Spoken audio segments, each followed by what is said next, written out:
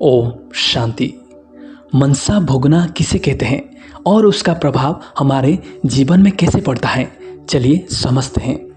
जैसे मनसा सेवा वाचा और कर्मणा से अधिक प्रभावशाली है और महत्वपूर्ण है, ऐसे ही मानसिक भोगना भी दैहिक भोगना से बहुत अधिक दुखदायी है। आत्मा के विकर में प्रवृत्त होने से ही मानसिक भोगना का दंड आरंभ हो जाता है। भले ही कहीं उसे उस समय अनुभव करे या न करे, परंतु समय आने पर अनुभव होता ही है। मनसा भोगना का प्रभाव शरीर पर भी पड़ता है और शारीरिक भोगना का भी कारण बन जाता है। जैसे कर्म का बीज संकल्प है, वैसे शारीरिक भोगना का बीज है मानसिक भोगना। जीवघात का कारण भी मानसा भोगना ही है।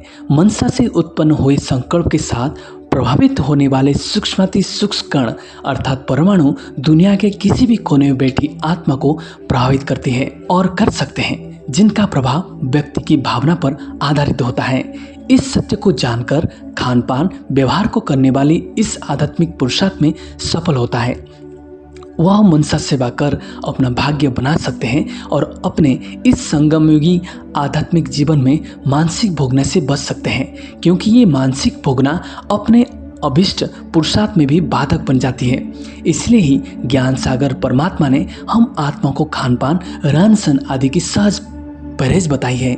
मानसिक भोगना से तथा दैहिक व्याधियों से निदान पाने के लिए भी हम अपनी मनसा का उपयोग कर सकते हैं, अर्थात अपने योग बल से उनसे मुक्ति पा सकते हैं। योग का स्थूल पदार्थों पर कैसे प्रभाव पड़ता है उसको जानना, उस पर निश्चय करके यथार्थ प्रयत्न करने वाले अनेक बातों से बच सकते हैं।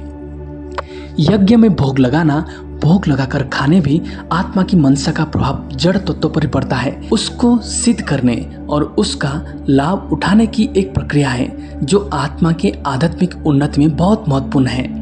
अव्यक्त बापदादा ने आदरणीय दादी जी के लिए शारीरिक व्याधि से निदान पाने के लिए योग की वाइब्रेशन से सरचार्ज जल दवाई के रूप में पीने की श्रीमत दी थी। निश्चय से विष भी निष्क्रिय हो जाता है। इससे भक्ति मार्ग में भी मीरा के आदि के उदाहरण हैं और दुनिया में भी ऐसे अनेक घटनाएं हैं। किसी व्यक्ति को सांप ने काट लिया पर उसने जान नहीं पाया तो उस पर विष का प्रभाव नहीं हुआ, और काफी समय बाद जब उसने उस सत्य को जाना कि उस समय उसको सांप ने काटा था तो उस समय उस पर विष का प्रभाव हो गया, क्योंकि निश्चय के आधार मानव शरीर में अनेक प्रक्रियाएं होती हैं जो उसके दैहिक प्रक्रिया को प्रभावित करती हैं। ओम शांति।